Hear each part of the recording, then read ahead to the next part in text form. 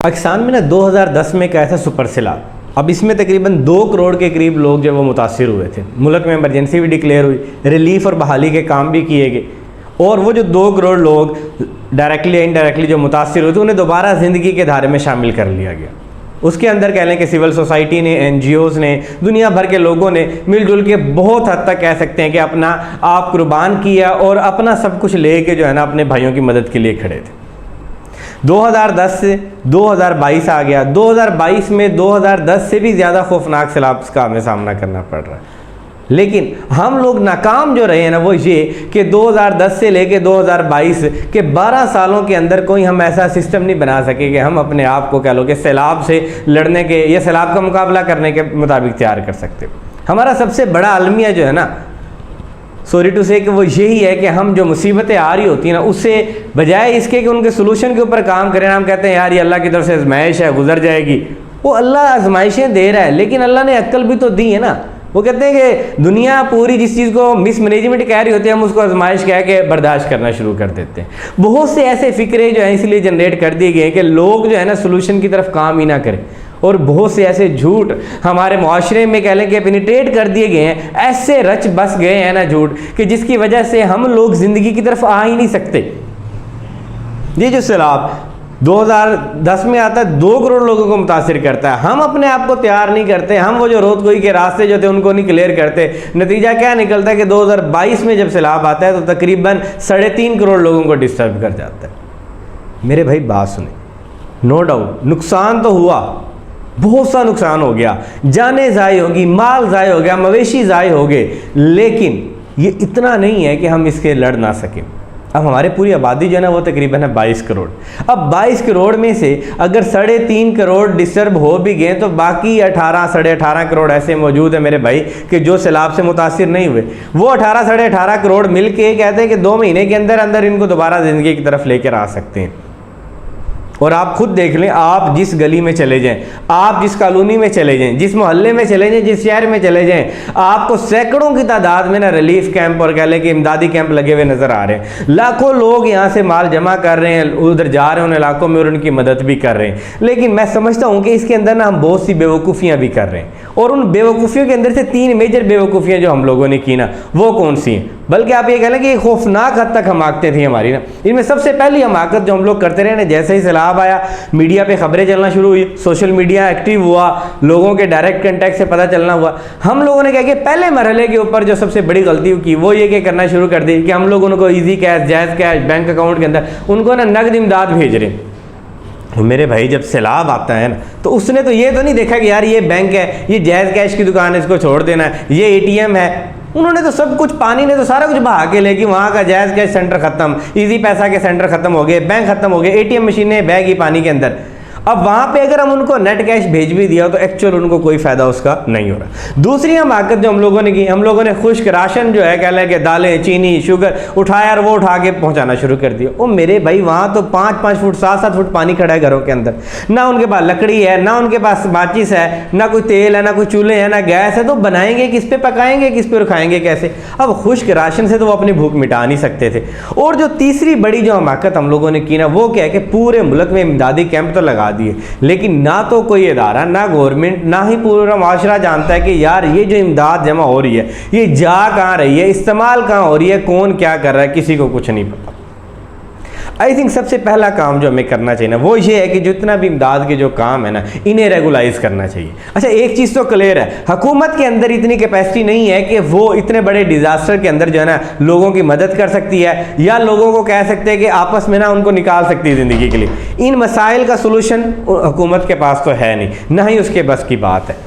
अब हुकूमत जो काम कर सकती है ना वो क्या कर सकती है कि बहुत से ऐसे रिफाई इदारे हैं जो अपनी मदद आपके तहत लोगों की मदद के ज़रिए से बहुत से काम कर रहे हैं। आपने करना क्या है, ठीक है, कि आपने इन इदारों को या ऐसे जो इतने भी इदारे इन्हें प्रॉपर रेगुलाइज करें और इन्हें एक छत के नीचे जमा कर दें।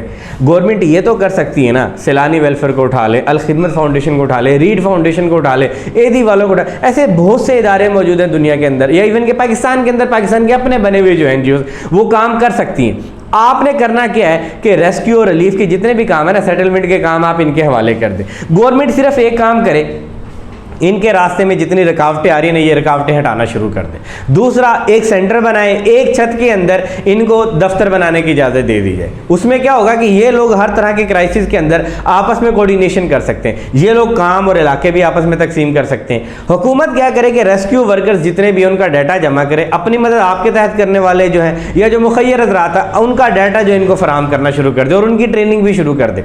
अब देखिए 3.5 करोड़ लोग जो डिस्टर्ब हुए हुए हैं, उनके अंदर सबसे बड़ा मसला जो है वो है खुराक का। आप सैलानी फाउंडेशन को उठाइए, वो रोजाना 2 लाख बंदों को खाना खिला रहे। आप इन सैलाब ज़दगान का जो खाने का जो सेटअप है ना, आप इनके हवाले कर दिया। जिस तरह की भी डिजास्टर है ना, खाने का जो पहले मरले पे सेटअप है ना, आप सैलानी फाउंडेशन को दे। मेरा यकीन ये है कि मैं उनको करीब से देख चुका हूँ मेरे भाई, वो लोग ना भूखा नहीं मरने देंगे एटलीस्ट लोगों को ना। आप एतबार करके तो देखें ना। दूसरे मरले पे आ जाते हैं कि लोगों के अंदर ना कम्युनिकेशन का सबसे बड़ा मसला आ रहा हो कि लोगों को पता ही नहीं चल रहा कि कितने डिजास्टर हुए, कितने लोग डिस्टर्ब हो रहे, क्या नहीं हो रहे। इसके अंदर जो सबसे एक्सपर्टीज सबसे ज़्यादा ना वो अलखिदमत की सर्वेइंग के अंदर उनसे ज़्यादा अच्छा डाटा आज तक किसी का नहीं देखा गया।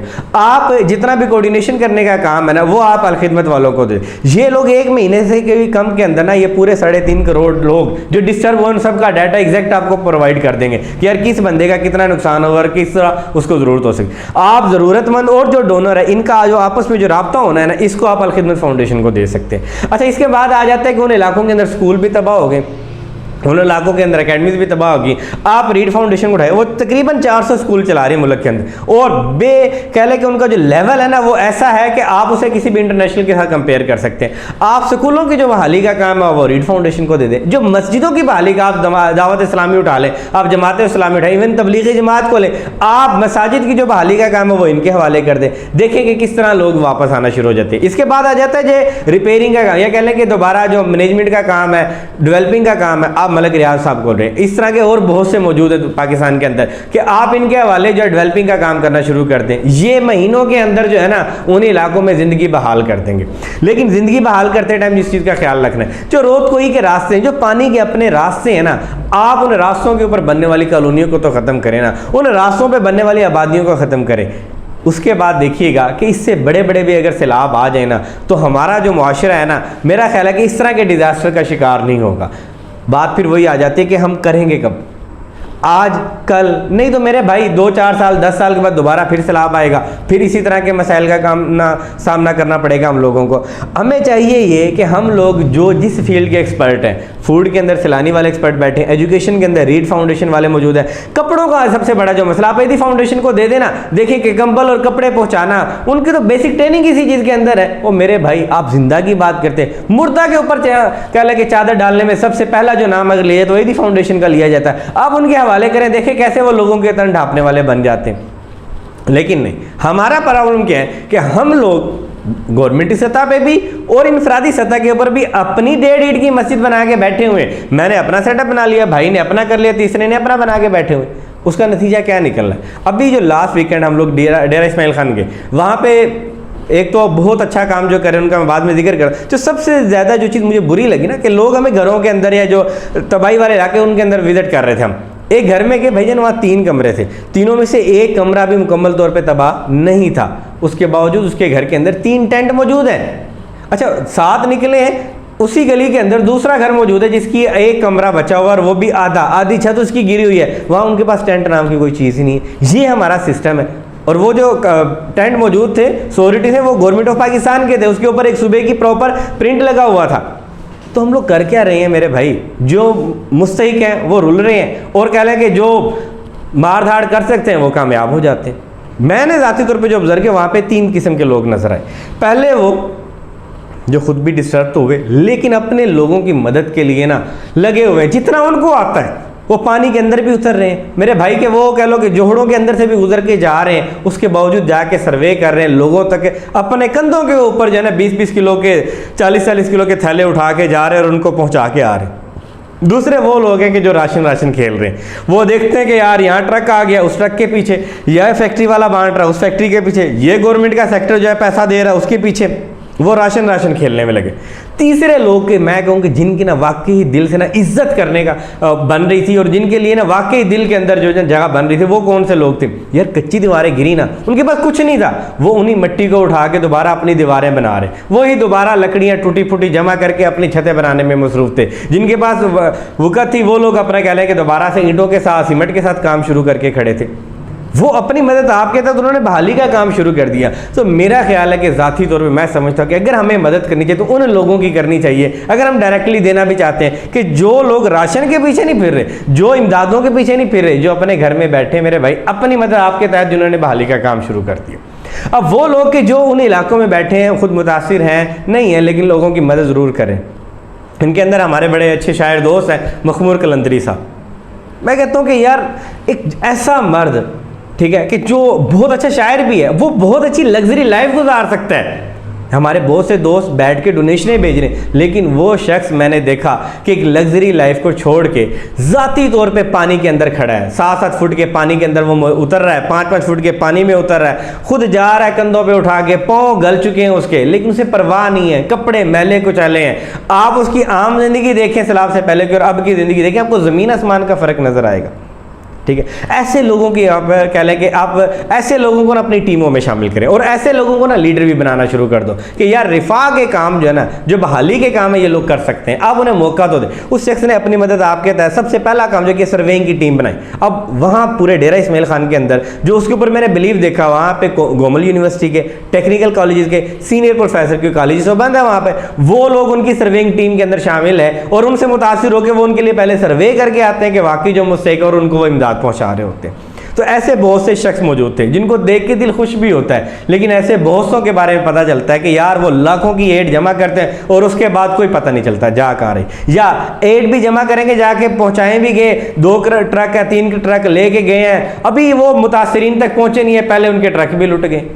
ऐसे भी आपके सामने नजर आ, सिर्फ किस वजह से नजर आ रहा है, ऐसे मसाइल का शिकार हो रहे हैं कि हम लोग प्रॉपर सिस्टम बना के नहीं चल। जब हम लोग प्रॉपर सिस्टम बना के चलेंगे ना मेरे भाई, ये सैलाब कुछ नहीं है, इससे बड़ी आफतें भी हमारे पास मौजूद है और हम उनका भी मुकाबला कर सकेंगे। और आखिर में अपनी बात क्लोज करता हूँ मखमूर कलंदरी साहब के एक फिक्रे के साथ कि उन्होंने बड़े कमाल की बात की। उसने क्या कर रहा हो, बात सुन, ये जो पानी का सैलाब है ना, ये कुछ नहीं है, कहता है इससे हम निकल गए हैं, हम बहाली का काम भी कर जाएंगे, लेकिन इससे बड़ा सैलाब हमारे दरवाजे पे खड़ा है और वो आइस का सैलाब है, वो नशे का सैलाब है। कहता है अगर जिंदगी दी ना हमें तो हम लोगों ने मुतहिद होकर इस आइस के सैलाब के अगेंस्ट लड़ना है। और मैं आप सबको भी दावत देता हूँ, आए इस नशे का, ये जो आइस का नशा सबसे बुरा नशा है, आप इसके अगेंस्ट इकट्ठे हो जाएं। वरना मेरे भाई ये जो पानी के कह लो कि सैलाब ने जो है ना 3 करोड़ 3.5 करोड़ लोगों को डिस्टर्ब किया ना, ये आइस के नशे को अगर हम लोगों ने नहीं रोका तो ये जो 22 करोड़ अवाम है ना, इसमें से 20 करोड़ बह जाएंगे इस नशे के अंदर, पिघल जाएंगे। मैं कह रहा हूँ आज भी टाइम है, अभी भी वक्त है, आओ अपनी नस्लों को बचा लो, अपने फ्यूचर को बचा लो, अपने पाकिस्तान को बचा लो। अल्लाह हमारा हामी और नासिर हो। अस्सलाम वालेकुम।